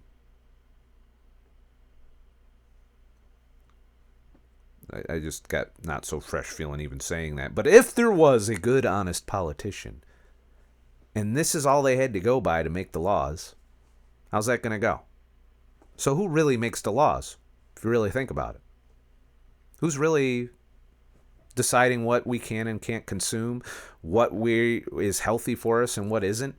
And yet we've repeatedly, over the course of pretty much the past 100 years, seen it go so horribly wrong and kill so many of us and cause so many problems. It's hard to grasp the amount of lives lost because the government approved something based on this kind of science and it went wholly wrong. And the key is the government has an out for when these things go wrong. They're like, well, the science said that, we were just following the science, and then they'll penalize the industry that did it. And the penalty probably doesn't fit the crime in most cases. If you look at the opioid crisis and the things the pharmaceutical industry got away with there, slaps on the wrist, like less than 1% of the money they made in fines. You know, that's a perfect fucking business model there. So who's in charge? The government or the corporations? Corporations and shit. Good, honest politician. Yeah, they're all in the corporate pockets, sadly. I wish it would change. And I think more and more people are starting to realize this. That's my thoughts on that. So I'm very, very angry what they did to John Yudkin. They ruined him, and he was spot on. Yeah, that's it. But it's not isolated to Yudkin. It's not isolated. They've done this to countless legit scientists over the years. If a good, honest scientist is doing good, hard research and he doesn't align with the corporate view, they'll destroy him. And the best example of this was the trial of Tim Noakes. who considers himself he is a published scientist. But because he did research on low carb, high fat diets and promoted them, and then in an offhand tweet recommended some mother wean her child to a ketogenic diet, the food industry came after him, the nutrition industry came after him, and the health industry came after him. And he was on trial. And were it anybody else, and the trial took a toll on him. You could tell he's exhausted from it.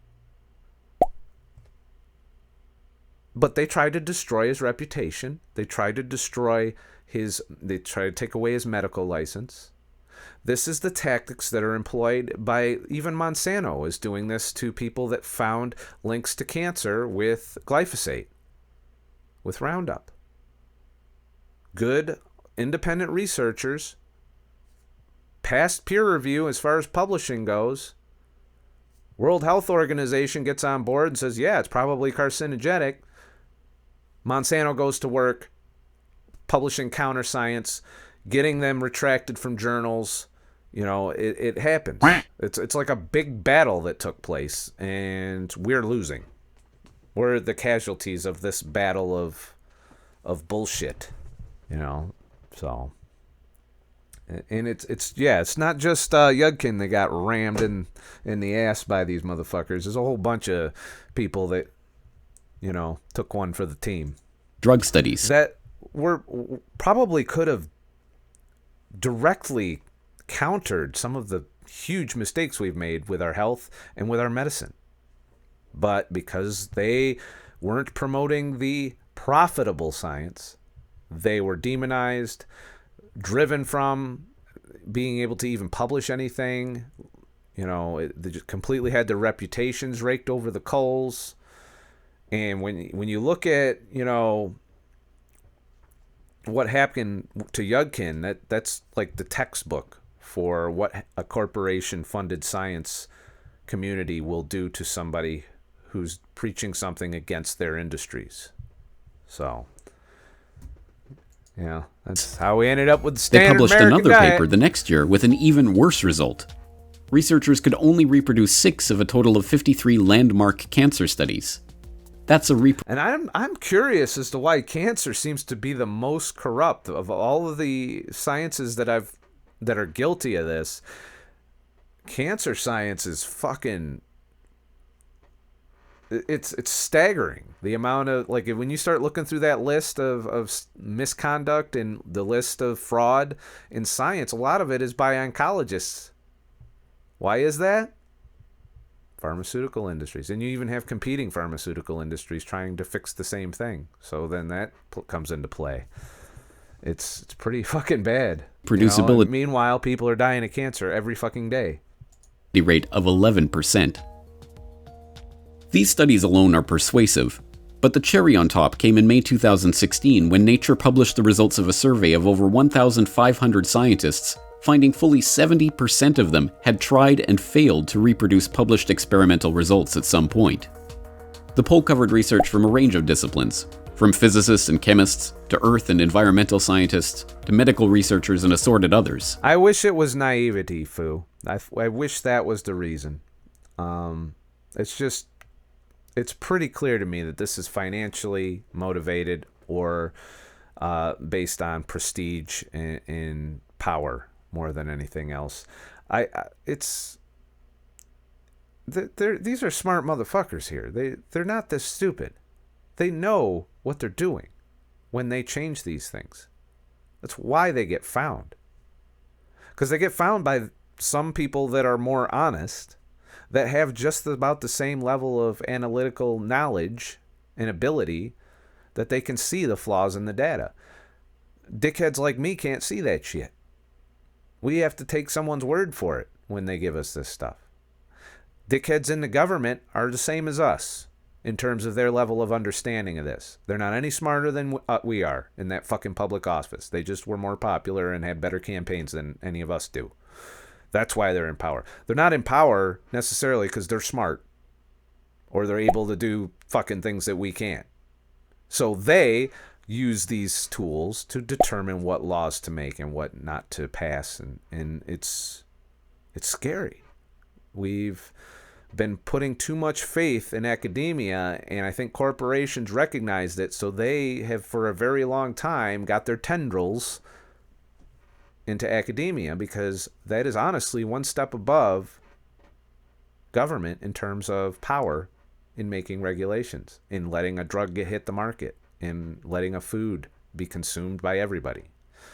That's kind of, it's a sad state of things. Corporations essentially have more power than the government on this, because the government is turning to these studies. People who are just as dumb as you and me are looking at these, and then they're going out and they're voting on the rules. And then the president, who's probably as dumb as we are, is also deciding, whether or not to veto it. And the next thing you know, we got laws and regulations that don't benefit us, don't protect our health, but they protect the wealth of these companies, sometimes to the detriment of millions of people. So why is there such a widespread inability to reproduce experimental results? The simplest answer is the one that most fundamentally shakes the widespread belief that scientists are disinterested truth seekers who would never dream of publishing a false result or deliberately misleading others. And we have plenty of evidence that that's not the case. Now, I'm not saying that there's not a scientist out there that is honest, trying to do the right thing. I've seen speeches by people I believe are those honest scientists, and they're not as published widely as some of the people that are sucking off the industrial industry, the pharmaceutical industry. Survey sheds light on crisis rocking research. More than 70% of researchers have tried and failed to reproduce another scientist's experiment, and more than half have failed to reproduce. Is even worse than scientists will admit. A study published in 2012 found that fraud or suspected fraud was responsible for 43% of scientific paper retractions, by far the single leading cause. So half of the retractions were fraud. And what happened to people prior to the fraud? What detrimental, how many people died? How many people had their health permanently damaged because of the fraud? Of retraction. The study demonstrated a 1,000% increase in reported scientific fraud since 1975. Together with duplicate publication and plagiarism, misconduct of one form or another accounted for 2/3 of all retractions. So much for scientists as disinterested truth-tellers. Indeed, instances of scientific fraud are cropping up more and more in the headlines these days. Last year, Kohei Yamamizu of the Center for iPS Cell Research and Application was found to have completely fabricated the data for his 2017 paper in the journal Stem Cell Reports. And earlier this year, it was found that Yamamizu's data fabrication was more extensive than previously thought, with a paper from 2012 also being retracted due to doubtful data. How many times do you see people throwing up links to those types of studies to prove their point? They get cited all over the place, all over the internet. And to this day, I bet you there's a study floating around from that motherfucker in whatever community that he studied in terms of stem cell research that is being touted as proof. And look how easily he was discredited. And I don't know if this is the one that took his own life as a result of that, but that's how bad it gets. Japanese researcher Haruko Obokata was found to have manipulated images to get her landmark study on stem cell creation published in Nature. The study was retracted, and one of Obokata's co-authors committed suicide when it wasn't him, it was her fraud co-author. was discovered. Similar stories of fraud behind retracted stem cell papers, molecular scale transistor breakthroughs, psychological studies, and a host of other research calls into question the very foundations of the modern system of peer-reviewed And just going this far into this video, how are you feeling about the studies now? How are you feeling about the science? Does it give you a warm fuzzy when you find a study that agrees with you? What about the studies that disagree with you? I'd say it's pretty much, even if you agree with the study, it's not a valid form of proof, given this level of corruption. And I mean, it's not something that we can rely on to make decisions. to make laws, to change our lives, to be put on a medication. Yet, it's the premier form of science to justify what drugs are on the market, what your doctor can prescribe you. It's what they're allowed to put in our foods and processed foods. This is how it went. This is how a food company is able to put a certain thing or a certain chemical in the foods that you eat, because they went through this process. Same thing with all the medication. Same process. They take over the science. They have the revolving door in the government, and they get that drug to the market or that food to the market because they've controlled all the things that could regulate them, all the things that could stop them from selling you that product or having you take that medication. So it's one source of proof, but to have actual proof, you need more than that. It's ridiculous how easily they can manipulate laws, etc. And their standards of proof have dropped, Fu, in terms of what is acceptable as proof now. You see decisions being made on epidemiology, which is supposed to be the first step of science. It's supposed to make you do rigorous randomized controlled trials.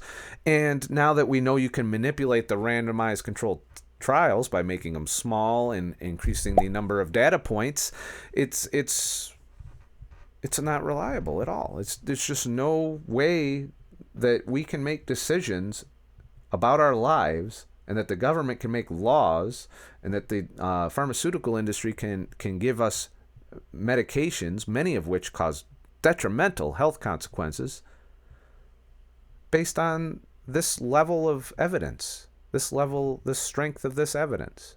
If you were to present a court case in a court of law with a jury with this being evidence for something, they'd be found, not guilty. And I don't know, it's a bad analogy.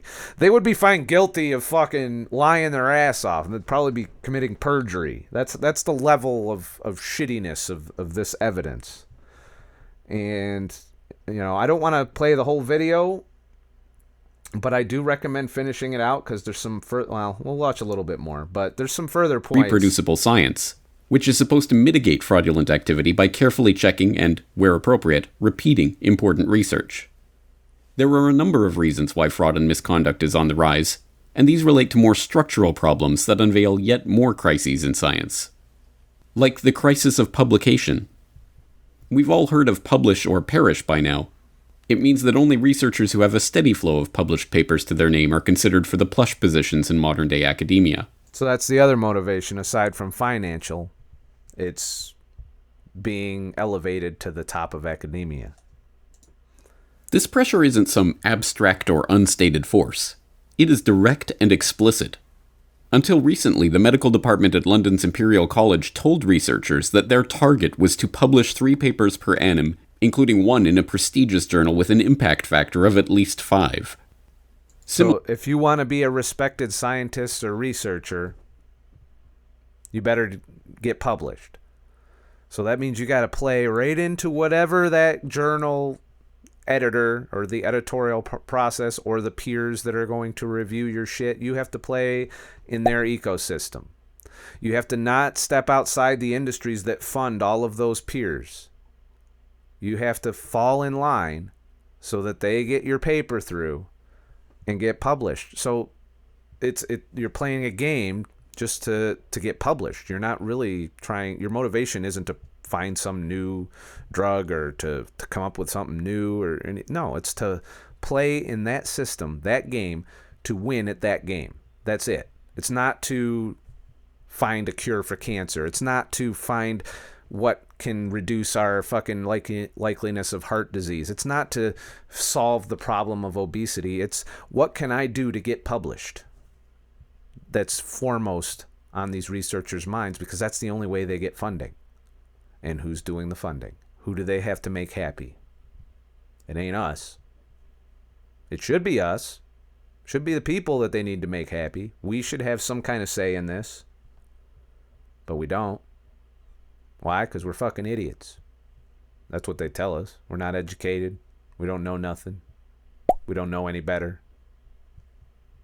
Only the experts are allowed to regulate this stuff. And they'll decide what you and I get to hear and don't hear. So, Foo, I'm just sitting here nodding my head. This stuff makes me so angry. I hear you. Similar guidelines. I get triggered every time I tackle the subject. And quotas are enacted in departments throughout academia. And so, like any quota-based system, people will find a way to cheat their way to the goal. Some attach their names to work they have little to do with. Others publish in pay-to-play journals that will publish anything for a small fee. Get me off your fucking mailing list? That's pretty awesome. And others... Did you read that? That's what the fuck was that? I just noticed that. Like any quota-based system, people will find a way to cheat their way to the goal. Awesome picture. Some attach their names to work they have little to do with. I wonder if he knows that that's what that said. Others publish... It's like, get me off your fucking mailing list. Get me off your... And that's all the paragraphs. It's just, get me off your fucking mailing list. Get me off your fucking mailing list. In pay-to-play journals that will... Mailavenger.org. ...will publish anything for a small fee. And others... So was that actually fucking published somewhere? Is that why he showed that? Some fucking journal published that? ...for a small fee. And others, internet trolls for the win, simply fudge their data until they get a result that will grab headlines and earn a spot in a high-profile journal. It's easy to see how fraudulent or irreproducible data results from this pressure. The pressure to publish, challenge their own research, and even conspiring to redefine what the peer review literature... So, I recommend finishing that. It's called The Crisis of Science. It's on Corbett Report on YouTube. You will continue to be triggered if you watch it. But I do want to get to a few other things before I close out the podcast part of this. And then we get to some of the fun stuff. This is a good TED Talk that I found on it. Corrupt World of Science by Dr. Shuman Sahai. So let's jump into it. Now, science has had an exalted role in society. It has been considered to be this noble profession that solves problems, that searches for the truth, that addresses public interest, that looks at the poor. This is this noble, exalted position that science has always had in society. And that is the reason why scientists have also been trusted by society. Why policy makers will shut their eyes and accept scientific data. And that's what we just kind of went over. That's the problem. They are above lawmakers in terms of power and authority, because lawmakers use this to make their decisions, to make their laws, to draft their bills, to vote on those bills, to pass them to the president, who also looks at this science. When you go to court to fight these industries, this is what is getting looked at in court to decide whether or not these industries fucked you up or not. This is all above government. All three branches of government look to this as evidence. And it's shoddy, shitty evidence. Fu, unrelated, but I have a question for you if you don't mind. What do you think of the whole fat acceptance movement? Kind of don't want to get into that right now, but give you a too long, didn't answer properly answer, but I will do a video on it at some point. I think we shouldn't be accepting of poor health is okay. That you're essentially not doing overweight or obese people a favor by accepting that they're going to become a drain on the healthcare industry. That, you know, I don't think it's for aesthetic reasons. It's they're unhealthy, and you know, and they're doing so on something that is preventable. You can fix this. They might not believe they can fix it, but I don't think we should be glorifying it, accepting it that way, having, you know, big, you know, I'm 300 pounds and I feel great and this is my life and fuck you for if you don't like it. You know, I don't believe in that. I believe that people need to acknowledge that if you are obese, you are not going to be healthy. You are not going to live a long, full life in most cases. There are some people who are metabolically healthy, obese, and that's fine. But the majority are not. And how are you going, if we're trying to just accept that people are obese, how are we going to motivate people to take control of their health and fix it? But getting back to being pissed off at, industry, that's a whole other topic. Scientific research to validate something. And this exalted position of science has been up to a point, and then suddenly it began to get corrupted. And we will go through some examples, because you encounter this in... I don't think you'd be too far off on that. The food industry might entirely be funding that particular trend. your life every day. And don't forget, if the mainstream media is pushing it, it's usually what the industry wants. When big money, when industry, when corporations, when multinationals, when they enter the world of science, they distort it, they create false data, they manipulate science and research to fulfill not the public good, not to serve the public interest, but to maximize profits. There's nothing. And I've been saying this for a while. I just saw this particular speech today. I've been fucking screaming this shit for over a year and a half now. Wrong with maximizing profit, but not with subterfuge, not with deceit, not with corrupting science. Now, I am going to show you how in the big bad world science uses, or big money uses science to create the kind of problems that you and I get to face. And there are standard techniques. By now we know, in the last 30, 40, 50 years, we know how this is done. Primarily, these corporations fund research. They give huge grants. They give fellowships to the most prestigious universities, names that you aspire to. Harvard, they've been guilty of this shit. That's where Walter Willett's trying to push this plant-based diet down our throats through science. That's going to influence our food guidelines and has influenced food guidelines in other countries. I am not going to take names today, but if I were to take names, you would be shattered. Your illusions about these premier research and institutes and universities would be shattered. This is done by funding research to manipulate data. Big money uses money to influence and persuade scientists to write data that was not actually found in experiments. Another technique that they run for is to malign scientists who are doing genuine research. So we pretty much kind of went over all of that.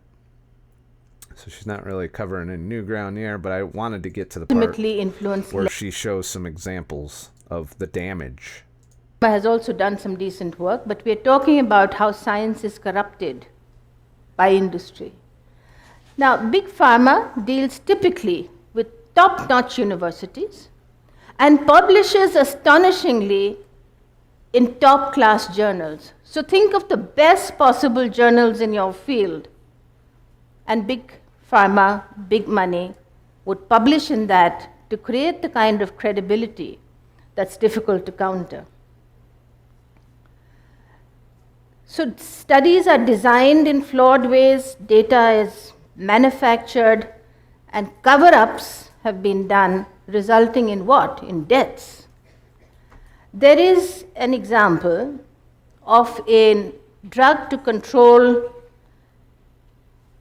arrhythmia, a defective heart rate.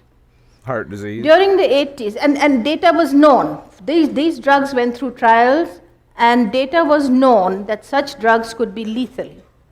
There is documentation that drugs like this could have caused something from 20,000 to 75,000 deaths of patients who were taking these drugs. Now take that in. You have a company responsible for 70,000 deaths, knew that out of the percentage of people that amount of people were going to probably die, and brought the shit to market anyway because they fudged the data in their science and presented it to the regulators so that they could allow their drug on the market, and then had it on the market long enough to kill 60 to 70,000. There's more than one incident of this. This is well documented, yet nobody's pissed off about it. And everybody that worked in these fucking corporations is still out in the world, walking the streets, probably fucking up some other industry. Because they took their money, a little bit of money, not all their money, and then pretty much smeared their reputation so they couldn't do that again. That's it. Where's the life prison sentences? If you kill 50,000, 60,000 people, shouldn't you be in prison for the rest of your life? Or even in some places that have the death penalty levied on you? But no. No, they're living on a fucking island for the other millions of dollars that they didn't fucking have to pay in fines. And they're good again. Or even worse, they've moved to another pharmaceutical industry. Who knows? We don't see any people going to prison for this, do we? We don't have the government trying to take precautions so it doesn't happen again, do we? No. They're just like, oh, we fucked that up. Next. Oh, you got this research paper. Let me read that. Oh, okay, yeah, you can put your drug on the market.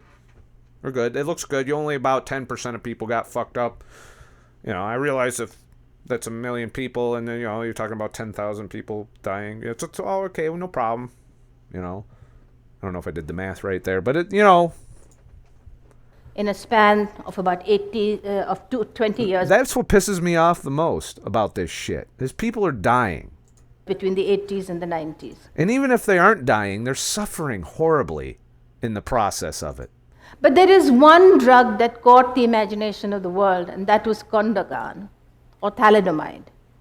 Thalidomide was a drug that was prescribed and for Google thalidomide, whatever the fuck it is. Pregnant women. Google it, and you'll see on it what it did. To fight morning sickness, nausea.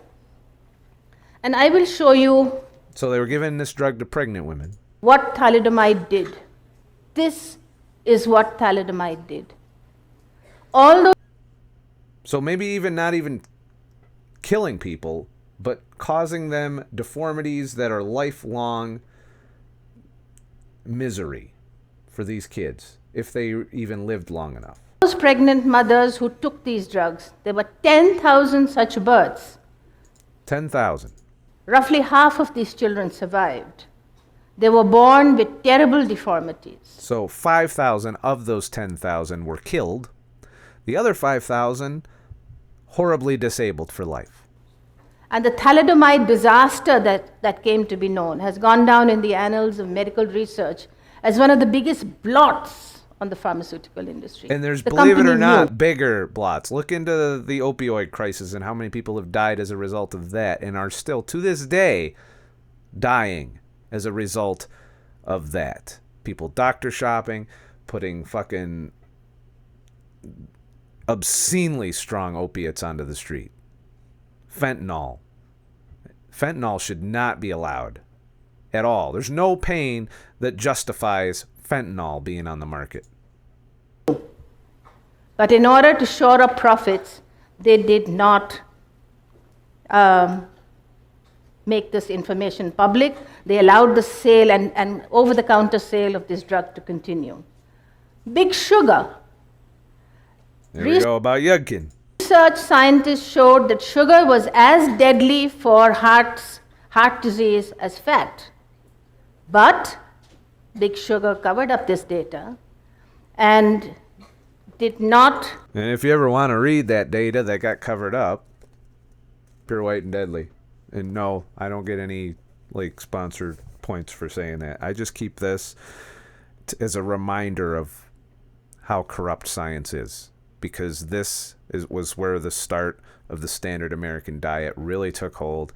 And you can trace most of our obesity, diabetes, heart disease skyrocketing along with autism in a nice, neat little fucking correlatory line with the time that this battle went down. And Ansel Keys won, Yudkin lost, and so did the American people and the world because they followed our fucking footsteps in this.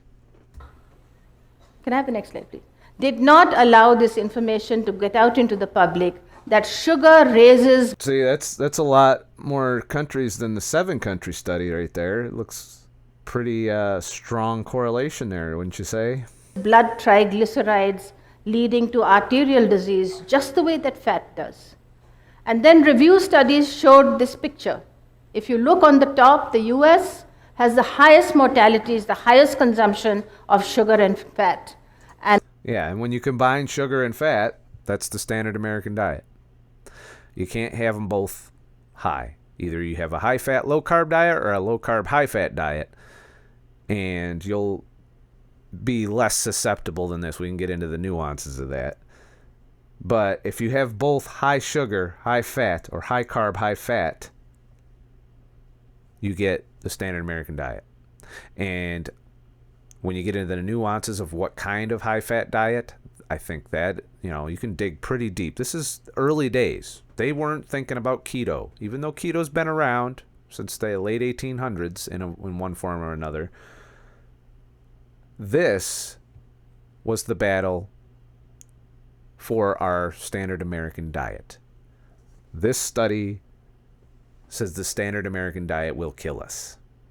Ansel Keys' study says, nope, just get rid of the fat and raise the sugar and carbs. How did that experiment go on us?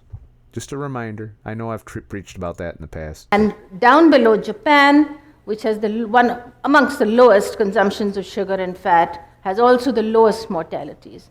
Now, you can see how science has gone from serving the interests of the poor, from solving the problems of the needy, to maximizing profits and causing disease and death in this corruption of science. And I recommend finishing this speech. That's kind of the point I wanted to make, show a few examples. There's many more examples. You can look into this. There's even documentaries on Netflix that cover this. It's not a new thing. This is well documented because this information is out there. Every time one of these pharmaceuticals companies fucks up, and you see them, you even see it on regular TV where they have these little commercials. If you took this such and such drug, you may be entitled to blah, blah, blah. Or if you know somebody who took this drug and they died, you can blah, blah, blah, blah, blah. Proof that this is what our world of science has come to. I'm not going to play this video, but I do recommend watching Weed Killer, Cancer, and the Corruption of Science. It was a nice little interview that covers the glyphosate thing, but we all know how I feel about glyphosate and Monsanto and all of that shit at this point. I want to touch on one last thing before we finish the podcasty part of this and jump into maybe a little bit of chat and a little bit of fun. I just came aware of this today. U.S. unleashes military to fight fake news and disinformation. So what happens when you have a government that wants to put all their faith in science come out against people like myself that are presenting alternative viewpoints on health and data? We could easily here be talking about keto, intermittent fasting, all of that, and be classified as fake news. This is not good news. This is saying, the government essentially saying, okay, we see that the corporations are starting to get away with this, but we can't have that. We want to get away with this. We want to control the flow of information. That's a straight up violation of our Constitution. Our government should not be editorializing the information that you and I are able to receive. Fake news and social media posts are such a threat to U.S. security that the Defense Department is launching a project to repel large-scale automated disinformation attacks as the top Republican in Congress blocks efforts to protect the integrity of elections. The Defense Advanced Research Project Agency wants custom software, algorithms and shit, that can unearth fake fakes hidden among more than 500,000 stories, photos, videos, audio clips. If successful, the system, after 4 years of trials, may expand to detect malicious intent and prevent viral fake news from polarizing society. You think that's something the government should be doing? Do you think this is cool? Because I don't. I do not want this as a solution to the problems. I still believe that if we just took all the editorializing out and got rid of this clickbait fucking media and actually had some unbiased fucking media in the world, that maybe we would stop polarizing people. But this is essentially, they're looking to rein in the freedom of information, the freedom of speech, in a very, very fucking googly way. Has Google been a test bed for this? Were they just preparing it for government use and application? This is scary shit. You know, I'm not happy that, you know, I learned about this from Tim Pool, and I pulled the article up, and the risk factor is social media is being abused and used to influence elections. Is it social media being abused, or is it people expressing their opinions openly? You know, in often toxic ways. And I agree, there's problems with it. And it does open us up for people having their hearts and minds influenced by information coming from people outside of the United States. But that doesn't mean that we should have the government fucking take care of it. Get me some tutti fucking Yeah, I might be a Russian bot. I am half Russian, by the way. I am half Russian. Thanks for the ice cream, Mr. Humpty. So, this is something you should be aware of and vote against, or do anything in your power to stop this from taking place. If this passes, things are going to suck. You know, there's Mark Zuckerberg there. Things that make you go, Famously, Oscar Wilde and Jordan Peele created a fake video of former President Barack Obama talking about Black Panthers, Ben Carson. So now we're getting into the deep fakes. I don't know that we want the government. If we give them this power because we're afraid of Russian bots influencing our elections, do you not see how this could go horribly wrong? Because I sure as fuck do. What happens if I can't talk shit anymore? I'm not allowed to. What happens if I can't express my opinion anymore? How does that go for me? How does that go for you? What happens if you can't hear anyone's opinion except the government-approved opinions? Is that what we want here? Along with China's social credit system being implemented slowly over here through these tech companies? Scary times. Scary fucking times. But I just wanted to end with that note, because when you add that in with the corruption of science, which is above government in terms of power, and then you throw this into the mix, we're losing even more freedom. We're losing even more ability to live our lives properly, healthily, happily. And we're losing our ability to even communicate with each other without somebody stepping in the middle to make sure that I'm allowed to say shit and you're allowed to hear it. Or you're allowed to say shit and I'm allowed to hear it. Somebody wants to be in that loop. When you think about the past, it was always you had TV networks and newspapers. They had editorial staff that could protect us from information that we might use to make important voting decisions.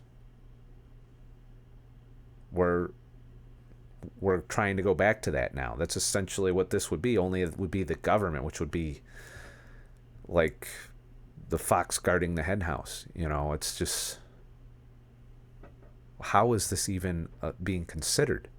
And why isn't everybody outraged about this? Even the news media should be chomping at the bit, because they can come for you, CNN. They can come for you. Facebook, Twitter, YouTube. There's like, hey, we're going to do it now. You guys can't do it anymore. You guys suck at it anyway. Let the government take control of it. Take control of our freedom of speech. Because, you know, forbid that somebody posting a fucking meme of Pepe the Frog converts our vote to whatever the non-popular vote is of the time. This is how they erode our freedoms, people. Right here. One fear at a time. And we play right into it with our outrage and bullshit. So, that's it for the podcasty part of this. And I want to thank everyone that participated in the chat. And if you are watching on YouTube and you want to participate in one of my live streams, please head to DLive. The link is in the description.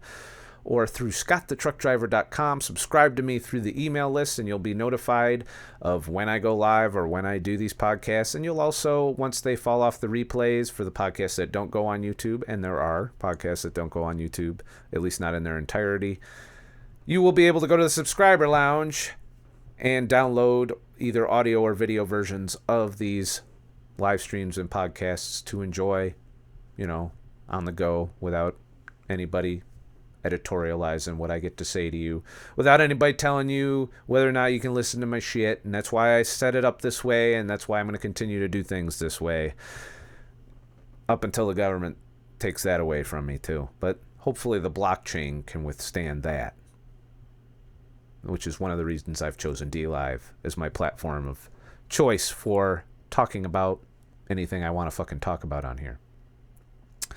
So thank you, Foo, for coming by. Thanks, Mr. Humpty284. And let me thank all the contributors to this particular stream. Thank you, Keto Andy UK, for being very generous with the Ninja Genie earlier. Thank you, Yelva.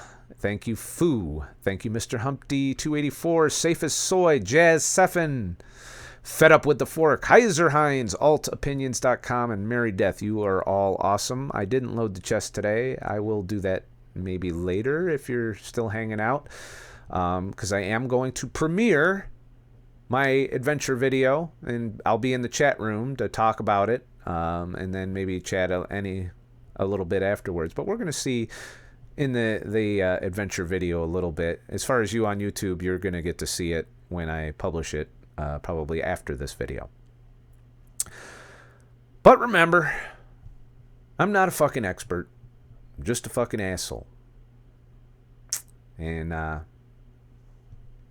yeah, it's just us assholes. There's no experts anymore. Can't trust fucking experts. We're all assholes. Good luck finding a fucking expert now. Fucking ridiculous. Please like and subscribe for more shit, and I'll make more shit. Follow me on DLive. And stick around if you're here on DLive after my little outro here that I'm doing specifically so I don't have to fucking edit a lot. Have a nice motherfucking day. And shit.